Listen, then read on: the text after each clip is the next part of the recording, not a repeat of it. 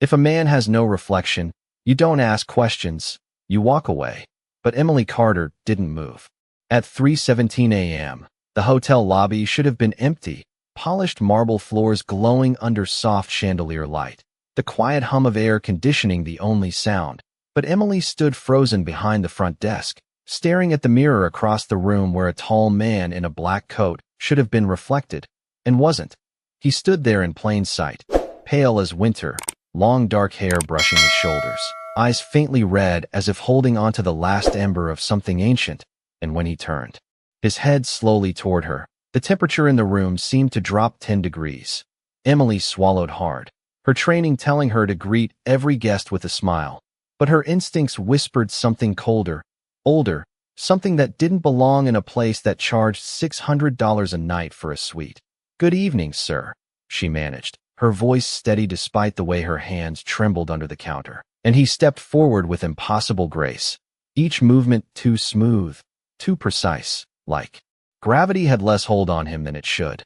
"You're working late," he said, his voice low, controlled, carrying an accent she couldn't quite place. And when he leaned slightly against the desk, she caught it, a glimpse of something sharp, something not meant to be seen. Emily's breath caught, but she didn't step back, didn't reach for the phone, didn't call security. Instead, she noticed something else. The first line of dawn creeping through the glass doors behind him, pale light stretching across the floor toward his feet. Without thinking, she moved, stepping out from behind the desk, crossing the marble in quick, quiet steps, and pulling the heavy curtain just enough to block the incoming light. The man went still, completely still, like the world had paused around him. Slowly, he turned to look at her again, and this time there was something different in his expression, not hunger, not anger, but something far more dangerous, recognition. Emily's heart pounded, but she met his gaze anyway, because whatever he was, whatever impossible thing stood in front of her, she had just protected it. And in that moment, she realized something had shifted, something irreversible, something that made the air feel heavier, like the entire building was holding its breath, waiting for what he would do next. The silence stretched longer than it should have, thick and unnatural, as if the air itself was waiting for permission to move, and Emily realized she could hear everything. The faint tick of the wall clock, the distant hum of an elevator 3 floors up, even her own heartbeat pounding too loud in her ears. The man did not blink, did not shift, only watched her with that same impossible stillness until finally he spoke. His voice quieter now, almost measured. "You should not have done that." And there was no threat in it, only certainty. Emily swallowed, her fingers tightening slightly against the edge of the desk as she forced herself to answer. The sun was coming in, as if that explained anything at all, as if she had not just stepped between something ancient and the light that could expose it. His gaze dropped for a fraction of a second to the curtain she had drawn, then returned to her face, studying her in a way that made her feel seen in layers she did not understand. "Most people would have run," he said, and this time there was something else beneath the words, something almost curious, and Emily let out a small breath she did not realize she had been holding. "Most people would not have noticed," she replied before she could stop herself, and the moment the words left her mouth she felt the weight of them settle into the space between them. Something shifted again, subtle but undeniable, like a door opening somewhere far below the surface. Footsteps echoed, faintly from the far end of the lobby, slow and deliberate, and Emily's attention flickered past him for just a second as 3 figures appeared near the entrance, dressed in dark, tailored coats, their presence carrying the same unnatural stillness, the same quiet authority, but colder, sharper. The man's expression changed instantly, not with fear, not with anger, but with calculation, and when he looked back at Emily, the faint red in his eyes deepened just enough to make her breath catch. "Again, stay behind the desk," he said, and this time it was not a suggestion.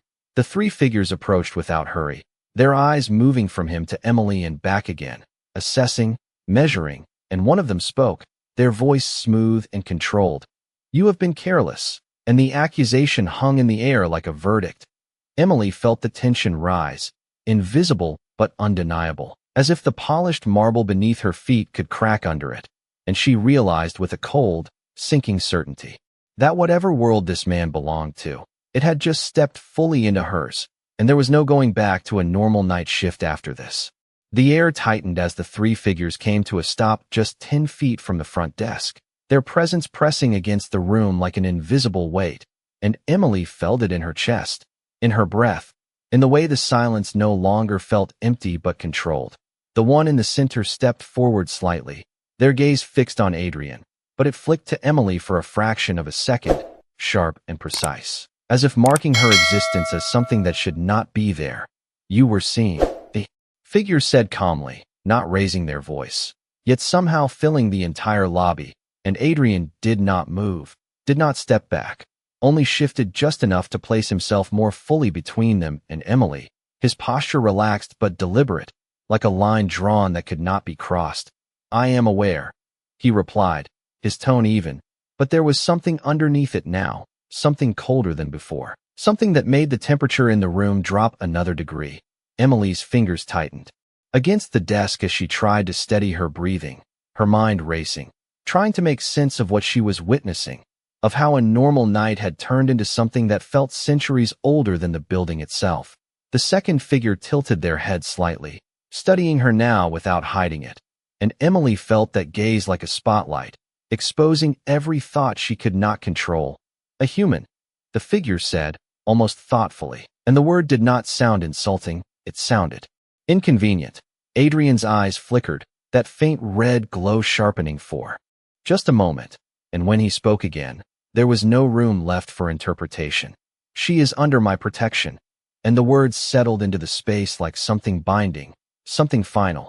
The three figures exchanged a glance that was too quick to fully read, but it carried meaning, history, something unspoken that Emily could not understand. And then the first figure took one slow step closer, stopping just short of the invisible boundary Adrian had set.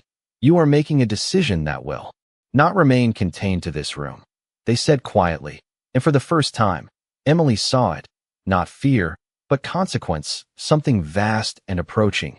Adrian did not look away from them, but his hand moved slightly, just enough for Emily to notice, a subtle gesture behind his side, a silent instruction, and she realized he was signaling her without turning, without breaking focus. "Step back." Emily hesitated for only a second before shifting one step behind the desk, her heart pounding harder. Now, not from fear alone, but from the growing certainty that whatever came next would change everything. And as the elevator at the far end of the lobby chimed softly, and its doors began to slide open on their own, revealing nothing but darkness beyond, Emily understood with chilling clarity that the night was no longer something she was observing. It was something she had already stepped into. The elevator doors finished sliding open with a soft, deliberate chime, revealing a darkness that did not belong to the building, not the kind caused by broken lights or a power outage, but something deeper, something that seemed to absorb the glow from the lobby itself, and Emily felt it before she understood it. A pull, subtle but undeniable, like standing too close to the edge of something vast. No one spoke for a full second, yet everything was happening at once, the tension sharpening, the air thinning, the three figures shifting their attention toward the open elevator as if it had been summoned rather than triggered, and Adrian took a single step backward, positioning himself closer to Emily, without breaking eye contact with them. "You will come with us," the first figure said, their tone calm, final, as if the outcome had already been decided long before this moment, and Emily's pulse spiked, her mind racing through every possible explanation that still made sense of reality, but none of them fit anymore. Adrian's expression did not change, but something in his posture did, something that made the space between him and the others feel charged, like a line that could not be crossed without consequence.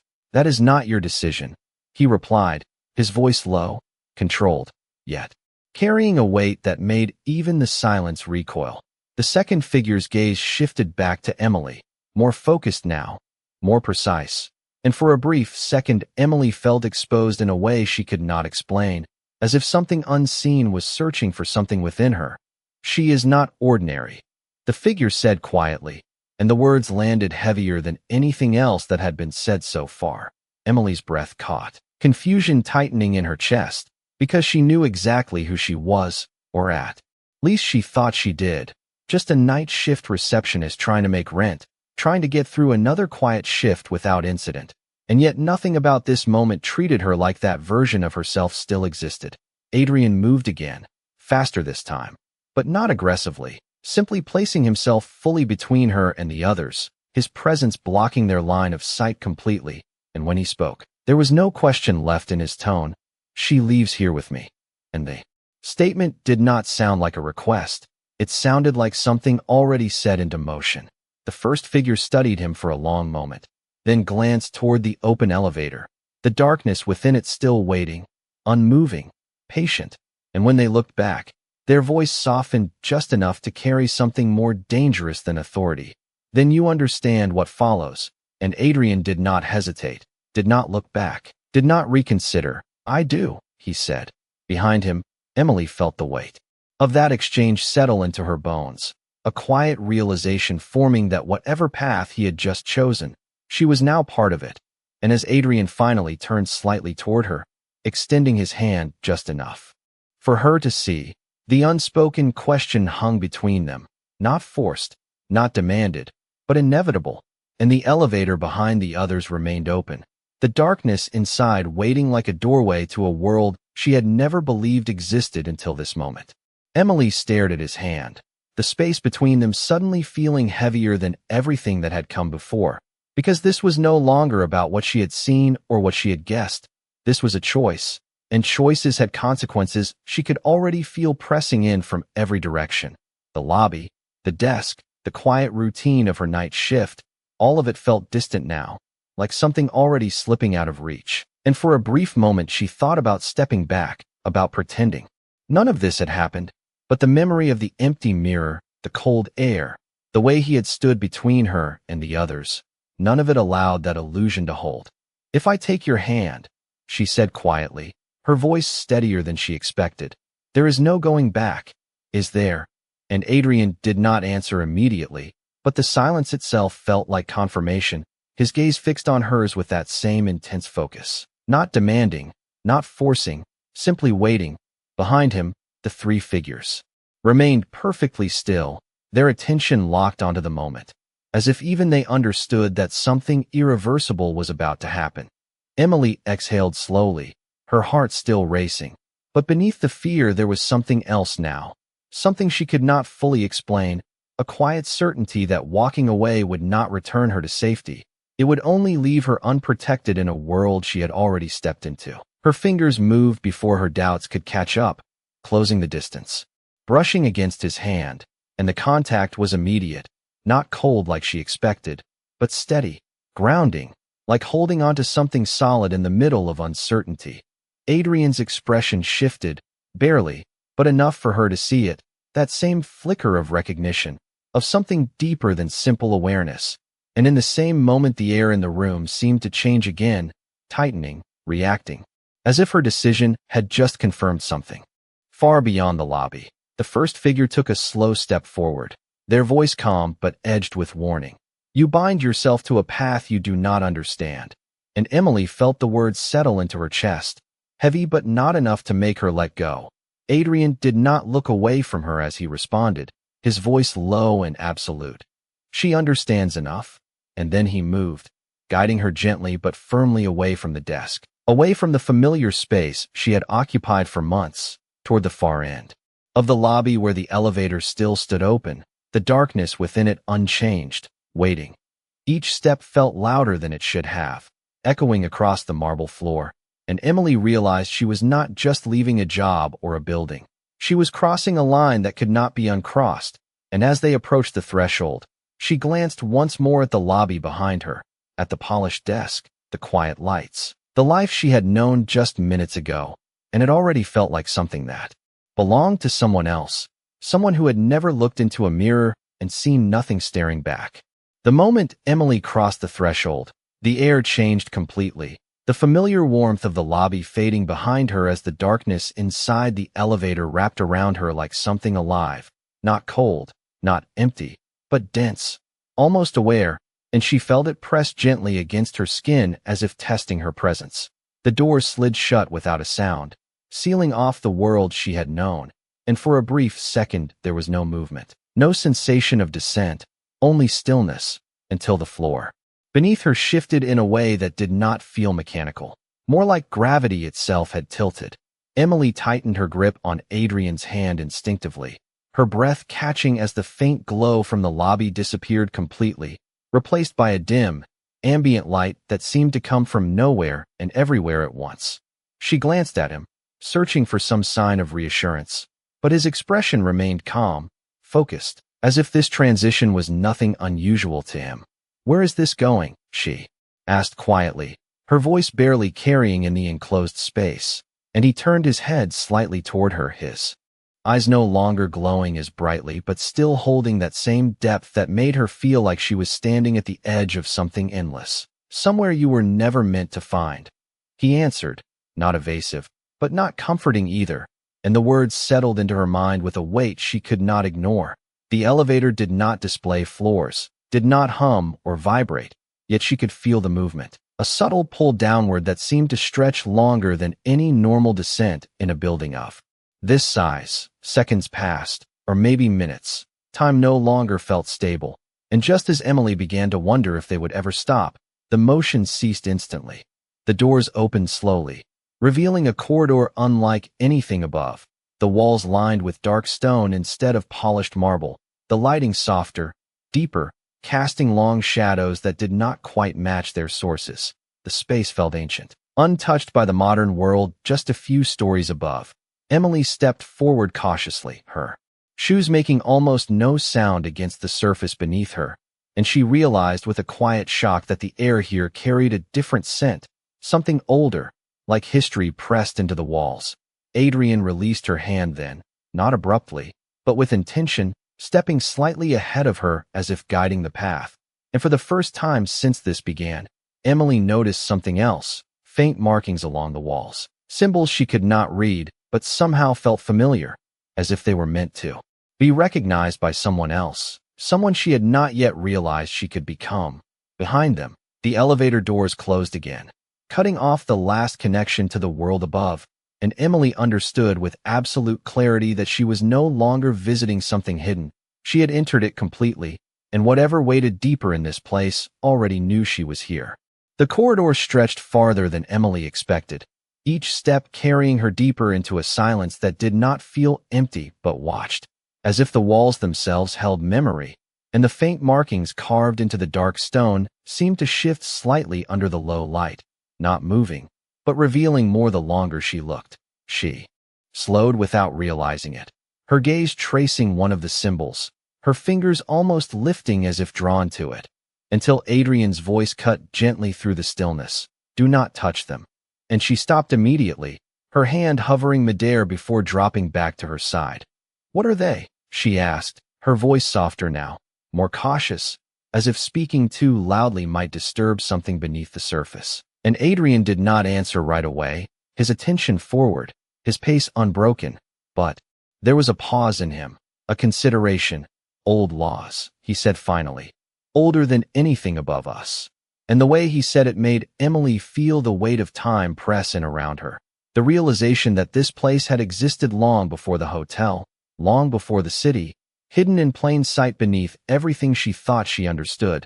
The corridor opened gradually into a wider chamber, the ceiling rising higher, the shadows deepening along the edges, and Emily felt the shift again, that same awareness from before, stronger now, as if something within this space had turned its attention fully toward her. She stopped at the threshold without meaning to, her breath catching slightly, because the room ahead was not empty. Figures stood along the far side, silent, still, their presence unmistakable even at a distance, not moving, yet entirely focused. Adrian continued forward for 2 more steps before noticing she had not followed, and when he turned back, his expression did not change, but his eyes narrowed just slightly, measuring her hesitation.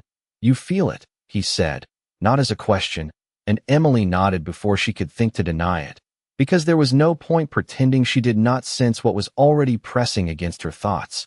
"They know you are here," he continued, his voice lower now, quieter, and for the first time since she had met him, there was something in his tone that resembled caution. Emily's chest tightened, her mind racing again, but not with panic this time, with awareness, with the growing understanding that she was not invisible here, not just an outsider passing through, but something recognized, something expected. The figures in the distance did not approach, did not speak, yet their attention felt like a weight settling over her shoulders, and she realized with a slow, steady certainty that this was not a place she had entered by accident.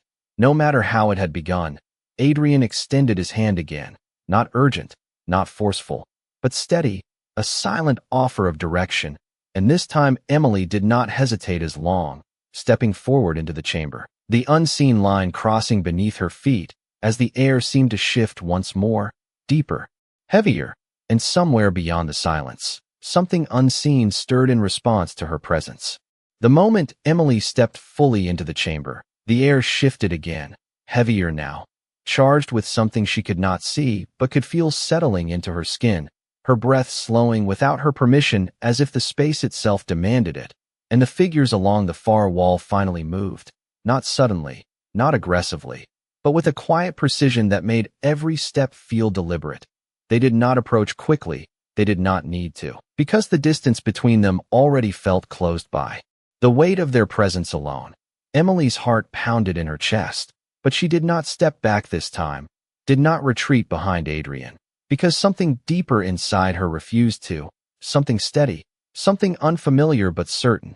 Adrian remained slightly ahead of her, his posture unchanged, but there was a tension in him now, a readiness that had not been there before. And when the first of the figures stopped just a few feet away, the silence between them felt like a held breath that had stretched too long. "You have brought her here," the figure said, their voice calm but carrying an authority that seemed to echo against the stone itself, and Adrian did not hesitate. "She came by choice," he replied, his tone just as controlled, but firmer now, anchored. The figure's gaze shifted to Emily, fully this time, no longer a passing assessment, but a focused examination, and Emily felt it like a weight pressing against her thoughts, searching, measuring, as if something unseen was reaching for answers she did not know how to give. "That is not what concerns us," the figure continued, quietly, and then, without warning, they lifted their hands slightly, not toward her, not touching, but the air between them seemed to react, a faint ripple passing through it like a distortion, and Emily felt it instantly, a warmth spreading along her wrist, subtle at first, then stronger, enough to make her inhale sharply. She looked down, her breath catching as something faint began to glow beneath her skin, a soft, golden light forming along her wrist in a pattern she did not recognize but somehow felt was meant to be there. The chamber reacted to it, the shadows shifting, the other figures straightening slightly, their stillness breaking for the first time, and Adrian stepped closer without thinking, his eyes fixed on the mark as it grew clearer, more defined, ancient in its shape. "Impossible," one of the figures murmured, not loudly, but the word carried through the chamber with unmistakable weight. Emily could not look away, could not understand what she was seeing, only that it felt both foreign and familiar at the same time, like something long buried rising to the surface. Adrian's voice came quieter now, but filled with something deeper than before, not just recognition, but certainty. "She is not what you think," he said, and for the first time, the figures did not respond immediately, their silence no longer controlled, but uncertain, and Emily realized with a slow, steady clarity that whatever this mark was, whatever it meant, it had just changed the balance of everything in this room, including the way they were looking at her now. The golden mark pulsed once more beneath Emily's skin, brighter now, steady, no longer flickering but fully awakened, and the chamber seemed to respond to it, as if it had been waiting for this exact moment, the air tightening, the silence deepening into something almost reverent. No one moved at first, not Adrian, not the figures before them, and for a brief second it felt as though time itself had paused to acknowledge what had just been revealed. Emily slowly lifted her hand, her eyes fixed on the intricate pattern glowing across her wrist, its lines precise, ancient, carrying a weight she could not explain but somehow understood on a level deeper than thought. "What is this?" she whispered, not expecting an answer, but needing to hear the question spoken aloud. and the figure closest to her finally stepped forward again, slower this time, more cautious, their earlier certainty replaced with something far more measured. "It should not exist," they said quietly, and the words carried a tension that had not been there before. Adrian's gaze did not leave the mark, his expression sharper now, more focused, as if pieces of something long unresolved were falling into place. And when he spoke, his voice held a quiet intensity that filled the space between them. "It exists," he said, and there was no denying it.